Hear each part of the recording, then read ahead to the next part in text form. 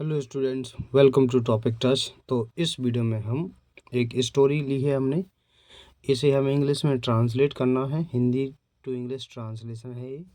Class 12 के paper में 2024 में ये स्टोरी पूछी गई थी और सेट पेपर का नाम है 316 DX।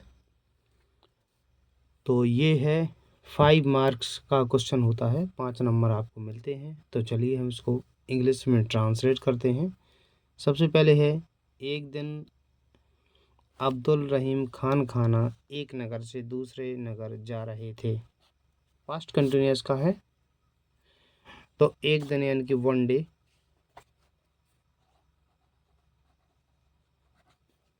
अब देखिए सब्जेक्ट ही है अब्दुल रहीम खान खाना।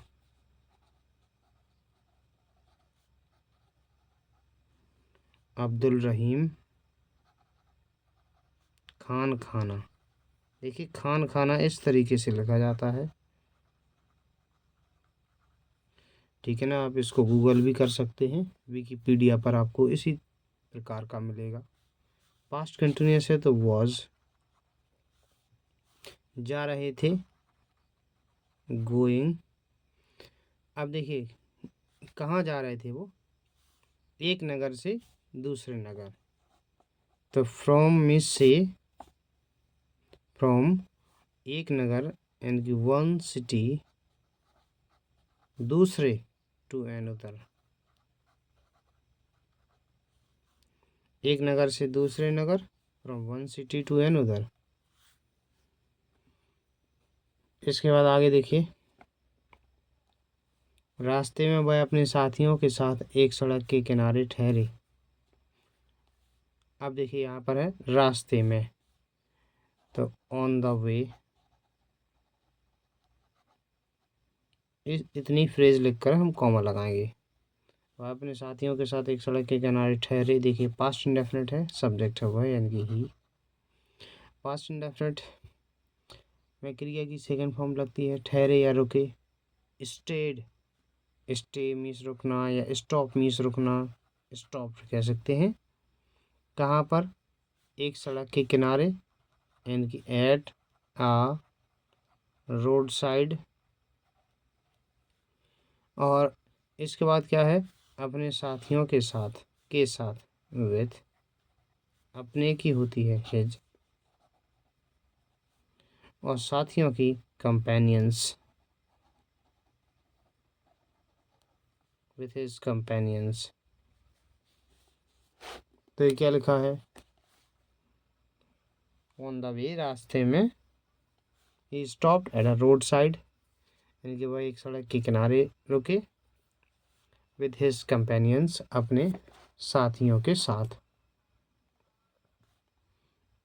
इसके बाद आगे क्या है, एक आदमी उधर से गुजरा। पास्ट इंडेफिनिट टेंस का ये वाक्य है, सब्जेक्ट है एक आदमी यानी कि आ मैन, उधर से गुजरा यानी कि पास्ट बाई, ठीक है ना। पास्ट मीन्स होता है, पास मीन्स गुजरना, पास का पास होना भी होता है। इसके बाद आगे देखिए, उसके पास एक शीशी थी, पास थी, पास था, पास था, पास थी, या पास थे, या रखता था, रखती थी, रखते थे आता है। तो ऐसे वाक्य हैड से बनते, ही हैड, ही हैड मतलब उसके पास थी एक शीशी यानी कि a bottle, he had a bottle. इसके बाद आगे देखिए, उसमें, उसमें बहुत थोड़ा सा पानी था। अब देखिए सब्जेक्ट है बहुत थोड़ा सा पानी, इसके बाद देखिए था। इसको आप समझिए, ये देयर वाली वाक्य होते हैं जब भी ये जो क्रिया होती है हिंदी वाक्य की, इससे कर्ता बिल्कुल सटा हुआ हो, बीच में कोई शब्द ना हो, तो ऐसे में सब्जेक्ट बनाते हैं देयर। तो देखिए देयर और वॉज यानी कि था।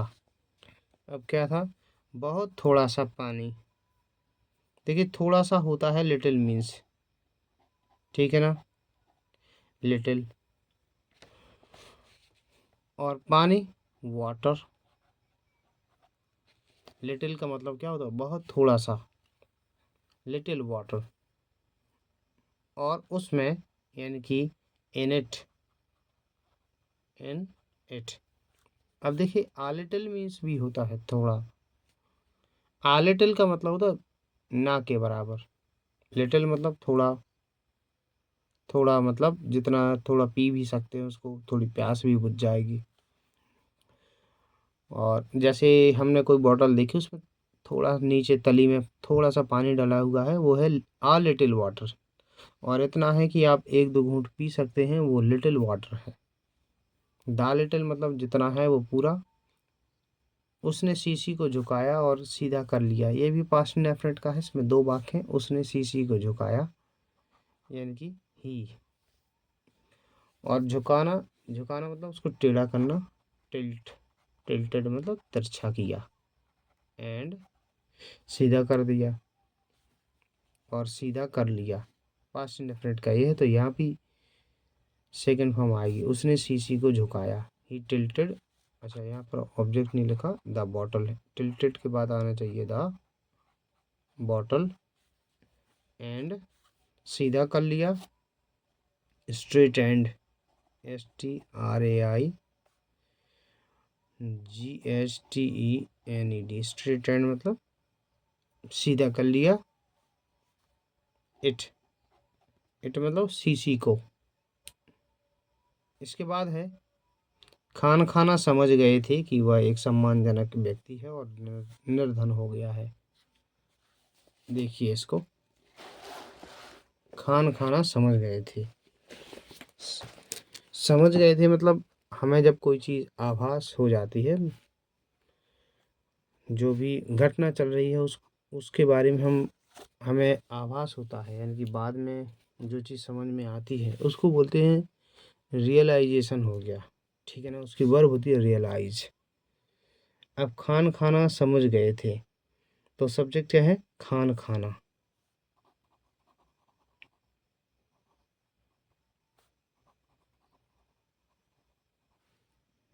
समझ गए, समझ गए मतलब रियलाइज्ड, रियलाइज हो गया उन्हें दैट वह एक सम्मानजनक व्यक्ति है। सिंपल प्रेजेंट का है। अब इसको आप समझिए कि यानी कि जो कंजंक्शन दैट है, इससे पहले का वाक्य अगर पास्ट टेंस है तो इसके बाद वाला वाक्य भी पास्ट में ही बनता है, भले ही प्रेजेंट हो। ठीक है, जैसे यहाँ पर गागी गया था तो बिल नहीं लगता, बुड लगाते, कैन नहीं लगता, कुड लगाते। इसी तरह है तो बाज, वह एक सम्मानजनक व्यक्ति है यानी कि ही वॉज। और एक सम्मानजनक व्यक्ति यानी कि आ रिस्पेक्टेबल पर्सन।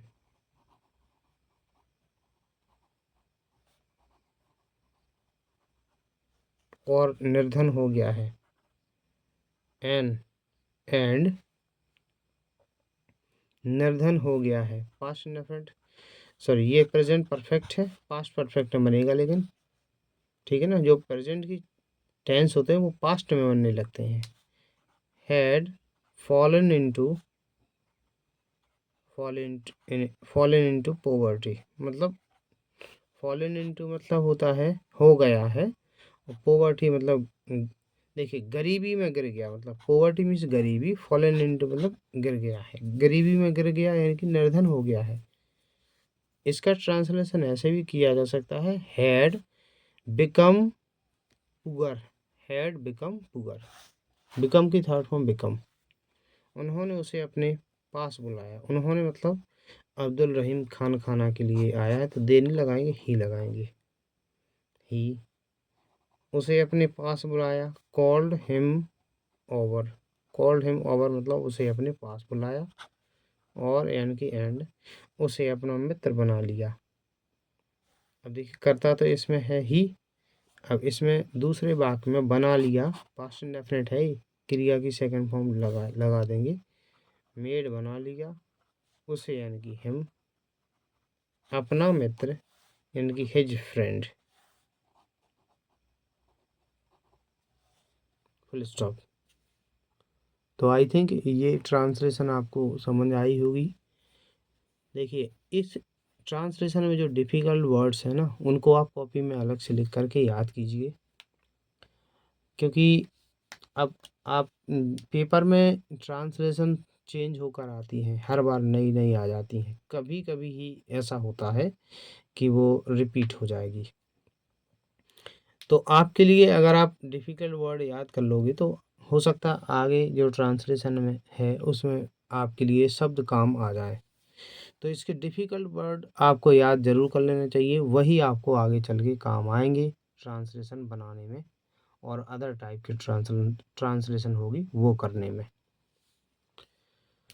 तो इस चैनल पर जो पिछले पेपर में ट्रांसलेशन आई हैं क्लास 12th की वो सभी इस चैनल पर आपको मिल जाएँगी। एक प्लेलिस्ट में सभी ट्रांसलेशन दी हुई हैं, वो आपको मिल जाएँगी। या आपके पास कोई ट्रांसलेशन है, आप उसका इंग्लिश ट्रांसलेशन चाहते हैं तो ट्रांसलेशन के एक एक आध सेंटेंस लिखिए यूट्यूब पर और पीछे इस चैनल का नाम टॉपिक टेस्ट डाल दीजिए तो वो आपको पूरी ट्रांसलेशन मिल जाएगी।